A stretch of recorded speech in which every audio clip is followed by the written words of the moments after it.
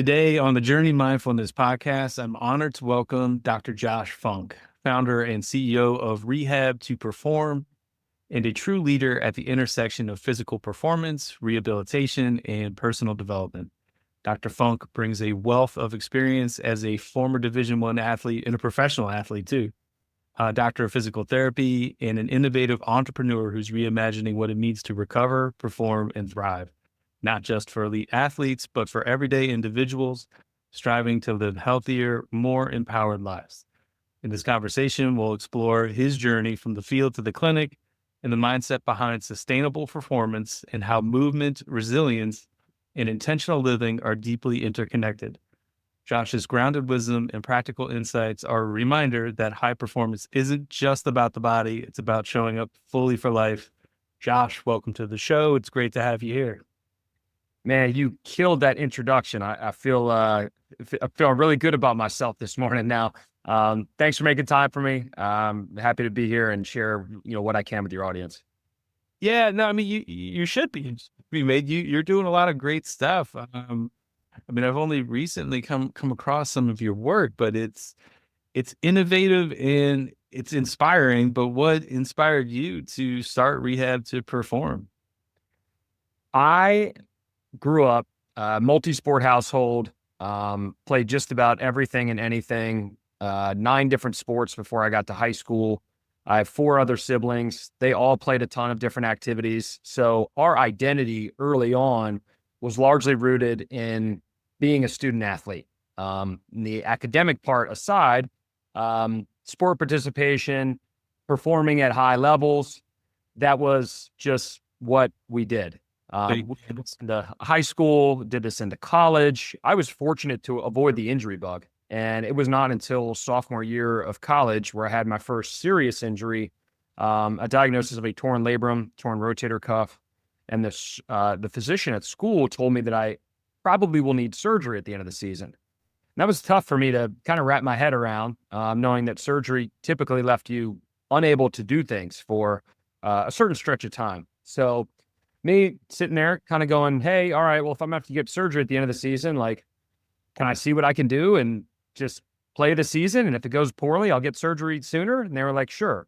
So I rehabbed while I was at Ohio State. And what I found through the process was not only did my shoulder get better as a result of the coordination of care, the way that they took care of me, the way that they communicated amongst each other, the facilities, the environment. I stayed connected to aspects of practice. I was able to modify instead of rest. There wasn't this disconnect.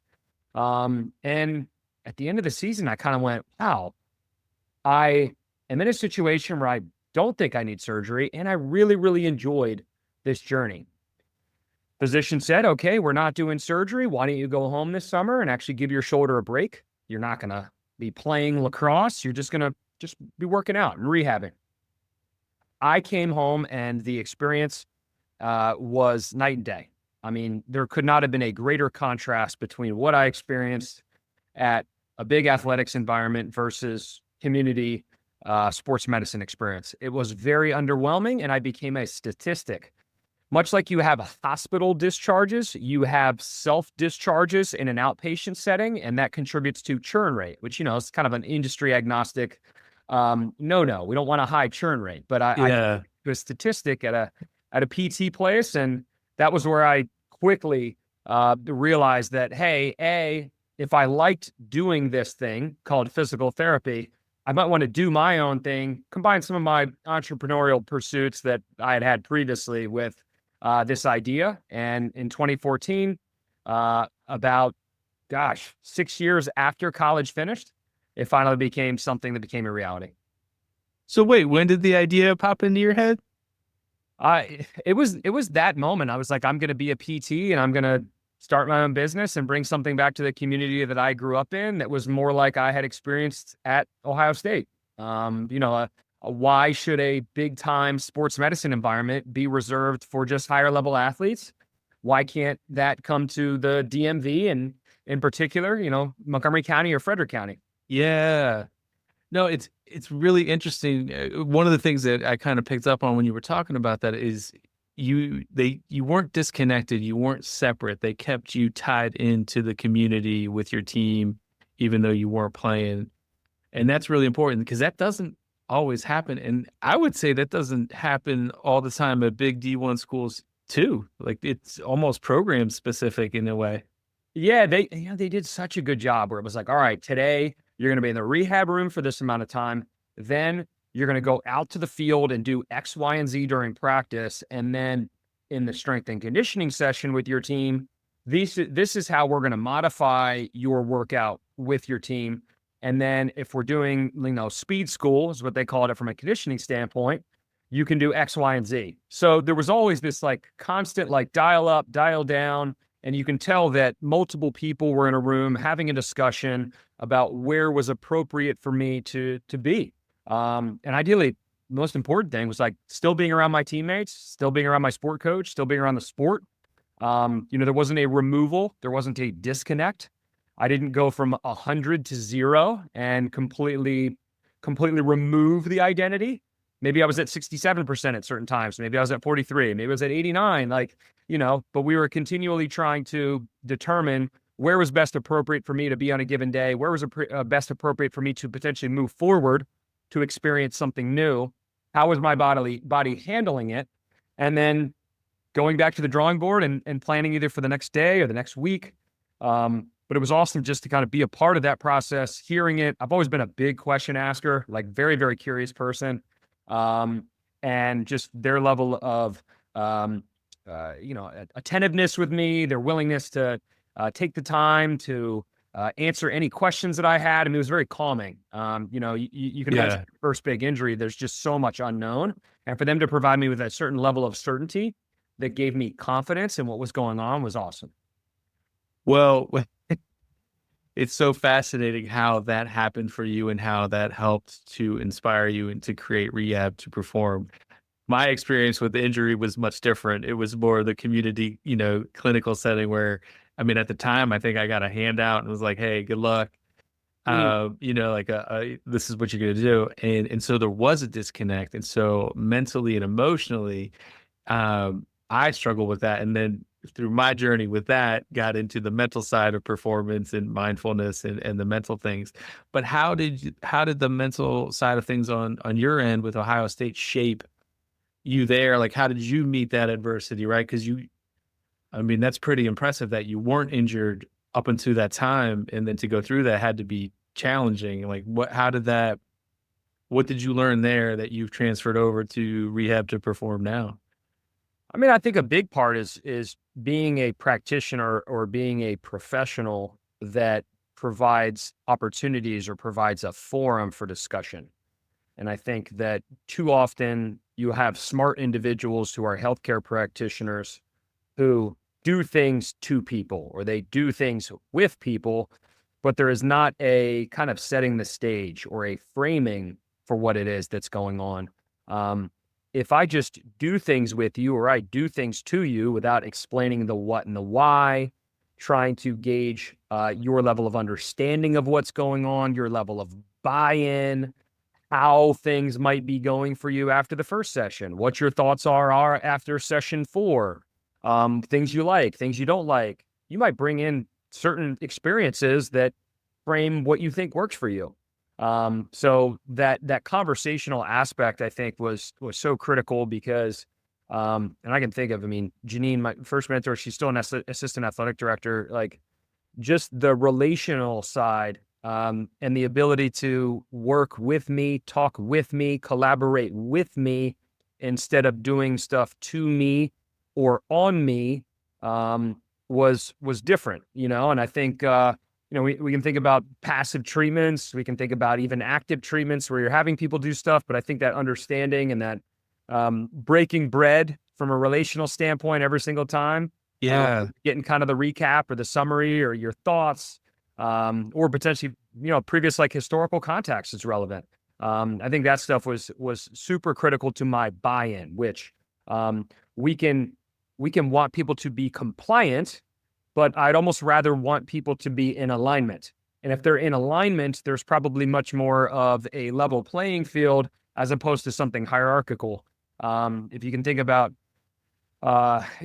certain org charts, like I don't want an org chart when I'm working with another human being. Like when we're Yeah. working one-to-one here, this is give take. This is more players coach rather than like old school coaching. It's more Yeah. modern day relationship that you're hearing about people. And I can reference an Ohio State guy. And even though we just beat them in the national championship game for football, like Marcus Freeman's a perfect example. I mean, look at the video of when he got announced to be in that kind of a, like, the team was bought in, like they were in alignment across the board that he was the right person.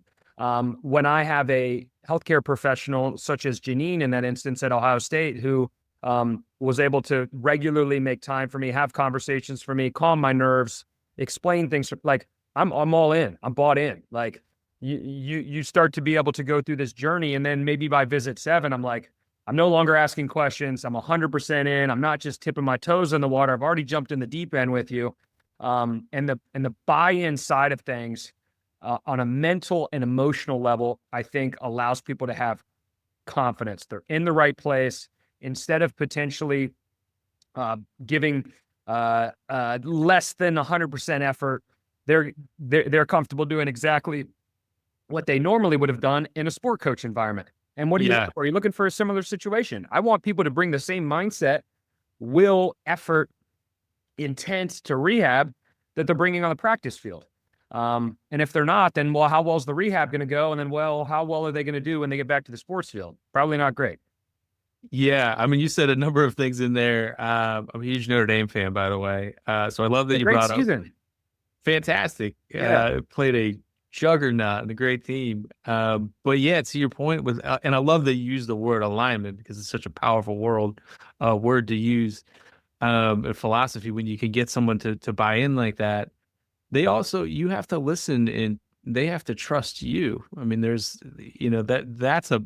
but you're bringing that, and that's, part of perhaps your methodology, but your core values with that, making it personal and not, I think I've heard you say before, like, you're not looking to just have this transactional thing, like, here, come here, I'm going to teach you this. It's like, no, we're looking for transformation, but I need you to trust me, and I need that buy-in. I need that alignment to make that happen, because we'll get you there.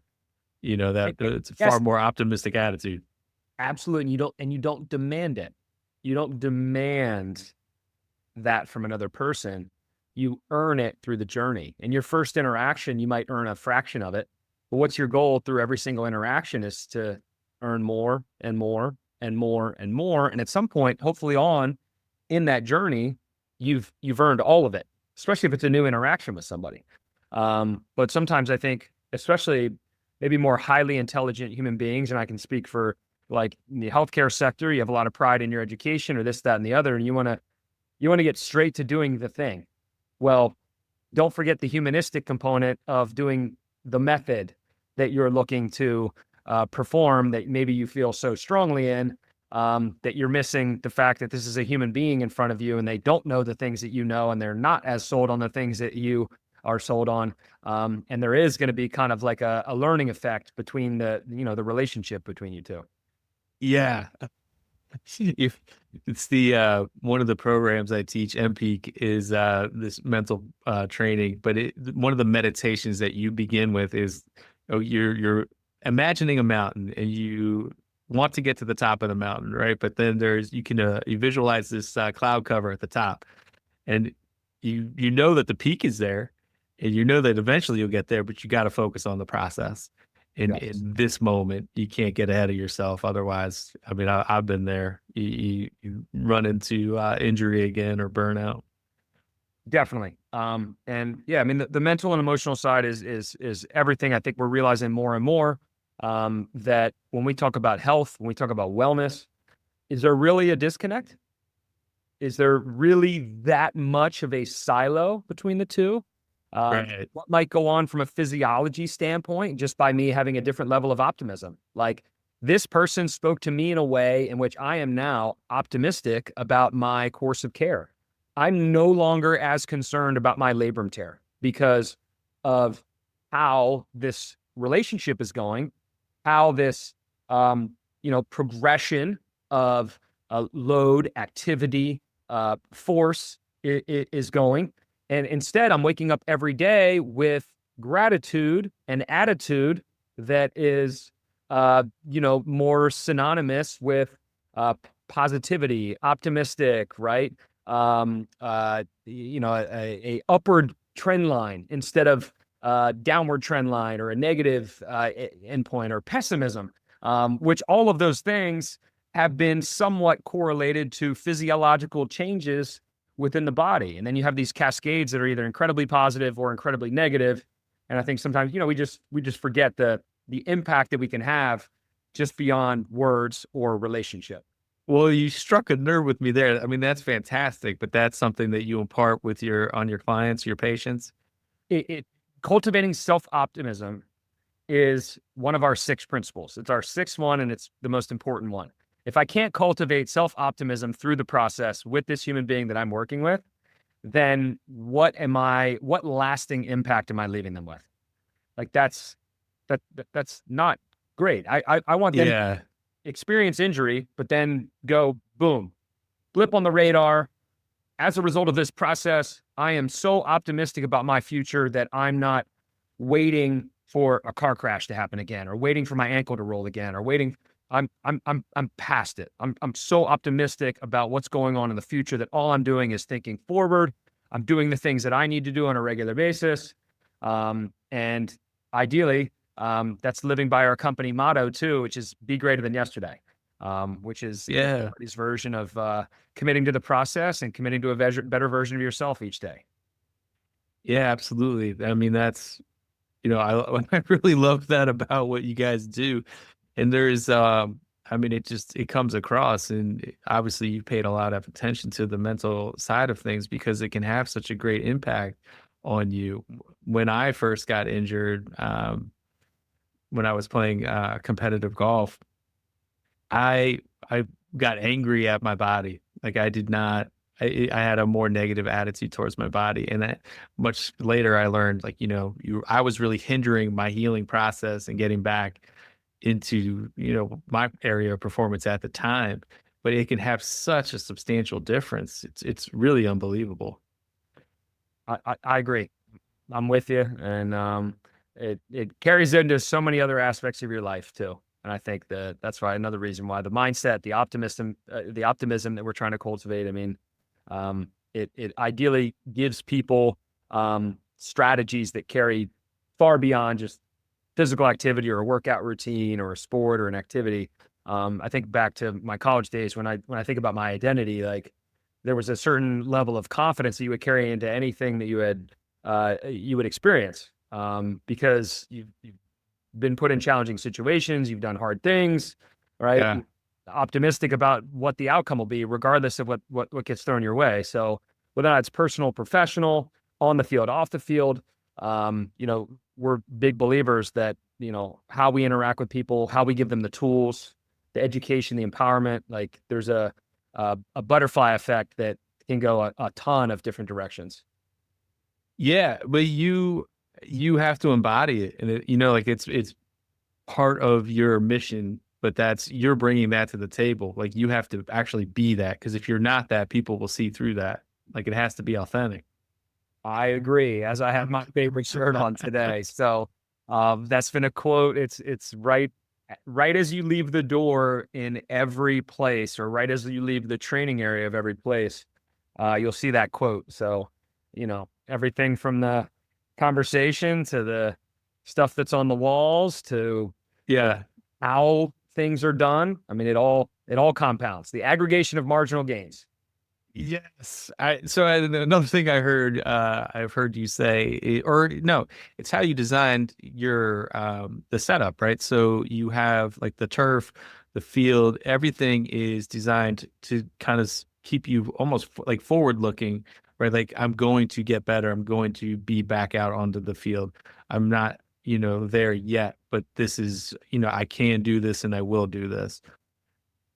100%. When you walk in, I want you to see more of the things that you're used to seeing when you would work out. than seeing things that would make you think of what you're not doing, like, which is like just sitting on a table or being in a private room or being isolated. You walk in, you're like, oh, cool, turf. Like, I'm at a rehab place and I'm injured, but I'm going to eventually be on the turf, or Yeah. a medicine ball or weights or kettlebells or a TRX or like all of these things that you're like, oh, like I choose to do those things when I work out, or I've seen people do those things before, and it's usually not like low level stuff. I wonder if I'm going to end up doing that. And you kind of get curious about the trajectory of your sessions and your injury rehab instead of, again, walking somewhere thinking a little bit more hospitalized. I understand there are hospital rooms for a reason. Like, I'm not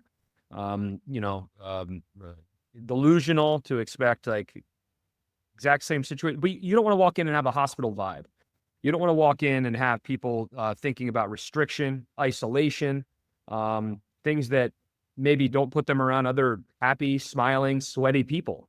I don't know about you, but if I think of smiles and sweat, I'm like, this is a good spot for me. Like, Yeah. I'm enjoying this. Like, and then you have like music in the background that's obviously rotating to hit a couple different genres that might be popular at a given time. If you have a wide variety of healthcare practitioners that don't just walk by you and they make it a point of emphasis to say hi to everybody, even if you're not their patient, they're just it creates a stickiness of the experience, and it's really what should be. It should be an experience. And if I can relate that back to like the athletic training room, like the athletic training room is loud. It actually like smelled, but you're not even thinking about how smelly like the athletic training, like, because it's so engaging. You're so connected. You're enjoying it. People are messing with each other. They're pushing each other, right? You're Yeah. seeing other people go through similar scenarios or maybe different stages. Maybe they're ahead of you. Maybe they're behind you. But there's this, kind of cohesiveness through sweat, smile, right? Vibe that overall creates it creates this get to experience as opposed to a have to experience. And there's less friction associated with showing up as your best self every day in that kind of an environment. Yeah, common humanity is one of the pillars of one of the programs I teach, and what you're talking about really is fostering community and connection. And when you have that, and you have a smile, you're bringing joy into that environment. You're creating greater conditions for success. Yes, the connectedness, community. Early on in rehab to reform, people would be like, this place is like Cheers.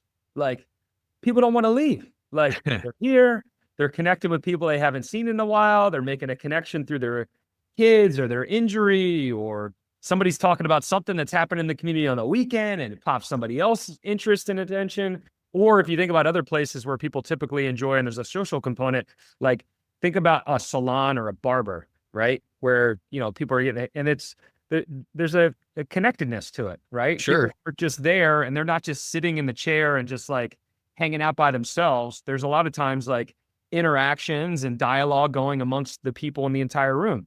And it makes it sticky. I always think about the word sticky. How do I have a stickiness or a magnetism of the experience so that the next time somebody actually gets injured, and hopefully it's not for the same exact thing, that they go, you know what? I'm more likely to be proactive about when something pops up in the future because I enjoyed that environment so much. Yeah. Instead of me kicking the can down the road longer and longer and longer, knowing that if I kick the can down the road, I might actually need to spend more money and allocate even more time to my rehab experience. So we feel like we are getting ahead, and you can't always be preventive, but if we can create an environment that makes people want to be more proactive, then that's a win. Yeah. Yeah, no, it's that stuff is great, man. And I want to go back to just the environment that you are creating. One of the things that motivates people, or when you're trying to make change, right? You're trying to be a better version of yourself, is to tap into the feeling of what that would be like. And what you're creating is you that feeling, right? Like you are connecting on that emotional level, that feeling of being back in the game, being healed, and being competitive again. And that is a big piece psychologically to get people back to where they want to be, to feel whole again, which is very tremendous. It's a brilliant move, man. Because otherwise, other places the coloring, the decor, um, you're not always in an environment that feels that friendly or there are that smiles. And to be honest with you, a lot of times, PTs themselves are maybe burned out. Like they're in a certain system where they're working really hard, and it's hard to be in that space to be present for their client or their patient.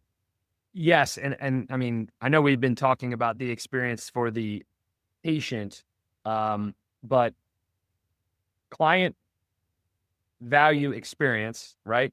Or your employee experience, and your client experience, uh, arguably are relatively paralleling one another, right? You want to be in a Mhm. situation where you have your employees enjoy it as just as much. And the thing that I will champion, and I've changed my mind tremendously on this, but it kind of goes along the lines of like what I mentioned earlier with players coach, is being in a situation where instead of being customer focused first, I think that by creating an environment that largely centers around your employees, you are more likely to get the kind of experience that I'm referring to. Because at the end of the day, practitioner wellness is something that is at the center of then creating an environment, an engagement, a connection, conversation, um, of which is able to be passed on. If that employee is not well, how are they going to create a situation in which wellness is disseminating to another human being? Right? They're depleted. They're exhausted. They're not optimistic. They're not in a situation where they feel like they're progressing in their life. They're a data point instead of a trend line. Like, how is that authentically going to carry over to this other person? Versus if you create an environment where employee wellness and taking care of your staff, the employee experience is so central to the company's ethos, then you run into a situation where it's easy for that kind of stuff to happen because it is the fabric of myself, the peers in the company, the front desk, the back office, and it's something that is it's infectious. Yeah. I I would totally agree. I mean, that going back to alignment, right? Like those Yep. things all fall in line, and then when we talk about flow states in sports or there's so many different things you can be in flow in, but that it starts to flow for you in that way. I like the word flow state. And I think when I think of the word flow state, so many gears are just working in unison that you're almost playing on easy, right? It makes me think of like, remember Curry in the Olympics? He's just coming down, and he could have thrown up anything, I feel like, and the ball was just like going in. It looked Yeah. like the most nonchalant. The ball's just going. Oh, swish, swish, swish. You're like, this guy can't miss. Like he might as well go and shoot like from the stands. Yeah. And let's see how far he can take this thing. So when your staff is, kind of in more of a similar situation or a similar state, um, ideally it doesn't. I always think about the word burdensome. Like if we have to show up as somebody who's not authentically us, like that can be burdensome and that can chip away at you. Yeah. Uh, if you have an individual who things are firing on all cylinders, things are in unison with regards to the gears and the inner workings, like it doesn't take a lot of effort for me to do some of the things that I need to do to pass on all of the goodness of the experience to these people that we're looking to serve. So again, I just early in my career, I remember just thinking like, oh, customer service, customer first, like, you know what I mean? The customer's always right, yada, yada, yada. And I think just over time, I've just realized how it's probably not the best way to view it. And if I tie it back to sports, it's like, all right, well, winning's the only thing back in the day, right? And I will do whatever I need to do to whack-a-mole my players over the head, to get them to submit, to get them to comply. And as a result of what I think is largely the information age, where people are just so much more aware because of the access they've had for years and years and years, that there's a EQ element that just like has to be thought of. It has to be considered. And I instead again, you find environments where I think largely players want to be, as they want to be spoke well and they want to be talked to, and winning is important. But if I take like a Nick Saban conversation the other day, and it's so funny because he used two words that you were talking about. He was like, the moment that I became a transformational coach was the moment that Alabama started being Alabama that you all know. And it's Oh, like, interesting. yeah, you have to check it out. Yeah. It was a great clip, and it actually tied his record in, and he can think of the exact game. And he was like, the moment I started caring more about the players than I started caring about our wins and losses was the moment we started actually winning more games. So you focus on obviously the process, which in any environment is like the process of your people. If companies compete on process, then people also compete on process. And if you can get your people to compete on process and be in a situation where they have what they need to improve process, your company's just naturally going to have all the positive byproducts of that. Yeah. Well, you brought up, some great points there. And also with Steph Curry, he's big into mindfulness. Oh, And yes. because he was going through all kinds of ankle injuries. I think he had some cadaver ligaments, like, he was injured a lot early in his career. And then he started, I don't know. I would say, yeah, I do know that he got into mindfulness and tuning more into his body and being more compassionate with his body. But yeah, I mean, in terms of flow, that what that guy has done with his career and his body is truly remarkable. Yes. Chronic ankle injury. I mean, chronic ankle instability is a diagnosis. And sometimes for people who have had like recurring injuries, it it can be equal parts physically challenging, and then maybe even more so the mental challenge. Getting back, I mean, how do you have optimism when you've rolled your ankle 4 or 5 times, and sometimes doing relatively typical uh, type of activities or movements? Oh, I just jumped up and hit a jump shot, and my ankle rolled. Like, well, what the heck? Like, if I do something so simple, what's going to happen if I'm in a game and I dribble, make a move, need to push back into a step back, and I've got a defender close to me? Like, adding layers of complexity doesn't make me more confident if I can't even do something simple in my sport. So, yeah, it's been amazing. And, you hate to bring up another person that maybe had a little bit more of ups and downs. Like, it's hard to think sometimes of like, what could have happened to Derrick Rose? Like, man, Derrick Rose, like, unbelievable. A career that you sit there and what if, and sometimes I'm just amazed at his level of introspection and just the way that he talks about his significant valleys throughout the course of professional and personal. But somebody that I was always kind of rooting for, and it just never materialized.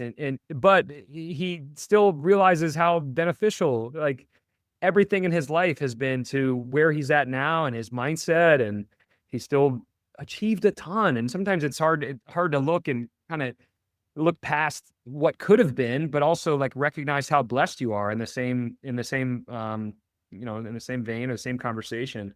Because we do get so wrapped up in the word potential sometimes, and sometimes for one reason or the other, like potential is just that's it. It's elusive. You never made it. You never maybe reached your potential, but maybe that was never really your potential to begin with. Like you just Yeah. thought it was.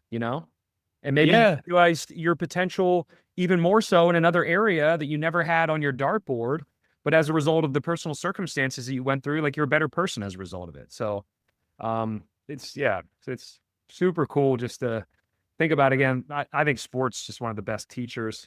Obviously biased because it's been a big part of my life, but I've seen it work in amazing ways, especially for people who allow it to work in amazing ways, or who are intentional about how to, you know, use it as a vehicle for their self-improvement. Well, it teaches you so much about life, right? Because at some point, you don't win every game. Yep. You're probably going to get hurt, like at some point, or deal with some type of adversity, or you don't like the coach, or some aspect of what you're doing. And then at some point it ends, and a lot of my work now has shifted to working with clients who are transitioning from, they played professional sports and now they're young and they have a little bit of money and hey, maybe I'm going to start a business or, they're transitioning into a different aspect of life, but they're still bringing that mindset with them that they had in athletics, which I think helps a lot. Because when transitions can be challenging anyway, but you still have to deal with risk and uncertainty and all these other things. I agree. I mean, I think, man, two things, especially, and I think about this as a new father, but like two things, I'm like, all right, well, where are the best places my kid can teach? And yeah, you have formal education, but I think that formal education is a nice way to kind of lift the floor underneath of you, but where can you really like learn a ton about yourself? Well, the unpredictability of sport, the unpredictability of business. So for me, like, how can he potentially be around my business and he doesn't have to take over the business someday, but think of all the ways that he can be taught of the benefits of business, what business has done for me, what business has done for our team, what business has done for clients, stuff in the community. And then definitely on the sports side, I think when you talk about business, it'd be hard to not look at the team aspect of sport. Even if you're in an individual sport, it doesn't even have to be a team-based sport, but there's still certain things you're doing through your journey of off season, preseason, during the season, your wins and losses, different coaches, different teammate types, so many ways that I think just allow you to self-actualize. Which at the end of the day, I mean, isn't that what it's all about? In one way or the other. And Yeah. talking about Steph Curry and Derrick Rose, they self-actualization took different paths for them, and different journey. But at the end of the day, I would say that even though Steph Curry's had a better career, who might be kind of reaching higher rungs of self-actualization on a mental and emotional level, like might be Derrick Rose. Like Derrick Rose might actually come out of that better prepared for other aspects of his life still. So Yeah. which is obviously not as sexy as being a 3-point legend, but I would argue it's still very valuable. Well, you're making me want to know more about Derrick Rose. It's funny, he was just in the news the other day. He I guess lives in Chicago, was just walking around and just engaging with people like, it's no big deal. Just seemed emotionally healthy and like engaged and seemed Yeah. fascinating. But his talent was off the charts. I mean, And then, prototypical. yeah, and then unfortunately just the knees, some ankles, right? Surgeries, and just you were expecting a external output with regards to stats and awards that you just didn't see. It's not to say that he did not have a solid career. I mean, let's be honest, like to get to that level is amazing to begin with. To even have some seasons where you're leading the league in certain categories or all pro or all-star game or whatever. But people were almost thinking this is going to be a generational talent and sometimes left with what if, but hearing him talk, he seems very, man, you can say humbled, like the process, like had a humbling effect that, obviously wasn't his intent, but it sounds like it is for his overall, like greater good. And like you said, I mean, it seems like he's in a good place. Yeah, I mean, humility is it's a leadership strength. Like it's a big Yeah. deal, and it seems like he's well adjusted in that way, but that just makes him more well-rounded. And you use the word self-actualized. That's a pretty powerful thing, man. What? Yeah. I mean, that's Maslow's hierarchy of needs, right? I mean, when we went through a place like 3 or 4 years ago, like you think about the pandemic, think about like constraints. Um, you know, we had more constraints than ever societally at that given time. When you're having something like a pandemic occur, like you're thinking about your basic needs, right? You're thinking about things that might be more in line with an individual who's without, right? An individual who's without can't think about self-actualizing, right? If I don't have food, water, and shelter, like, am I really thinking about um, my personal journey and the ability to fulfill my potential? No, like Right. I'm in survival mode, not self-actualization mode. And I think when I, think of self-actualization, like it really becomes like an intentional choice over the course of your journey. I'm just turned 39. I'll be 40 next year. I have had some unbelievable high moments. I've had some unfortunate, like low moments. And I think at the end of the day, like one of the things I try to be conscious and intentional about is just learning, and just making sure that like when bad stuff happens and even good stuff happens, like you're looking at it as it's a good teacher. And I would like to not replicate years. I would not like to replicate circumstances. I would not like to replicate events. Sometimes people unfortunately don't learn. They're in the same spot every year. They're having the same problems. We can get into a whole fixed mindset, growth mindset conversation there, but you don't want to be a data point. And there are some people that unfortunately choose to be a data point. And I think you're people that are going to self-actualize over the course of their lifespan, are making conscious choices all the time. And I think about, and not to go back to Derrick Rose, but like maybe Derrick Rose's greatest lesson will actually be the one that he teaches to his children in terms of all of the things that he experienced throughout the course of his life. And maybe that things that I was exposed to, I can somehow find a way to pass that on to my son and hopefully other children, so that maybe there's a learning effect there. And if we're continually doing that as a society, shouldn't we ideally be in a better place at some point in time? Isn't the whole point of things like history? Like we talk about the importance of teaching history, but how much of it, like, do we think about like familial history or personal history, and how it needs to get passed down to our children to ideally not have like history repeat itself? Well, history shouldn't repeat itself societally. Why aren't we more curious about the effects of having it repeat from a familial standpoint? I mean, for me personally, it's like, I unfortunately also got divorced at some point in my life, much like my parents and much like grandparents on one side. So like at some point you go, all right, well, where's the learning in this? Are we having conversations about this enough? And what are we doing to make sure that we are maybe learning from this and making more intentional and conscious decisions surrounding choosing a family unit? So I don't know if that like resonates at all with you, or like is there anything? Yeah, no, so my whole thing is, and I've gone through a divorce too. I have two beautiful kids. I'm open about it because I want people to know, like, listen, man, you're gonna face some challenges in life, and no one's immune from them, no matter who you are, whether you're Derrick Rose or me or anyone else or you. Your internal world, right? Your consciousness is what you reflect in your outer world, right? Like what you have, what you embody, you bring to your company and the people that engage with you. It all ripples out in that way. You want to transform your life, you have to work on the inside to make it on the outside. The better you do at that, like you can encounter all these things. And, one aspect of things is non-attachment to outcome, because you could be the most talented guy in the world and then you get hurt and it's over. But you're still talented. You're still this wonderful soul that you have so much to offer, and you don't know what you're going to end up doing. To your point, maybe it's being a father, and imparting wisdom to your children. Yes. And I do think about that all the time, and not to like obviously go back into the family side, but it's like my parents divorced when I was one. Like there are naturally certain things that I probably would have liked to have had as a child. There was naturally probably things that I think that I would have benefited. And the best part about parenting is you get to choose to be reflective over your upbringing and your experiences growing up as a young person, and you get to do them your way.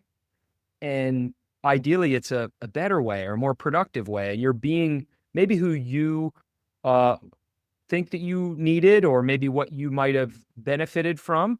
And ideally your child is not saying the same thing, right? And there's a better and better and better and better. I'm always curious about how like some families are able to sustain excellence, but you have some families that go in these cycles where somebody climbs, then all of a sudden there's a generation that drops off. Like why? And you could go, all right, health is wealth, right? Finances are wealth, time is wealth. And all three of these things are kind of interrelated with one another. Mm-hmm. And how can you be that family that continues to have a great relationship with all three of those? Like, how do you have the healthy family from a wellness standpoint, the healthy family from a financial standpoint, and healthy with regards to your relationship of time, that takes intent. And how are you not the generation that potentially allows things to fall off a cliff, right? Because there's a lacking of intent.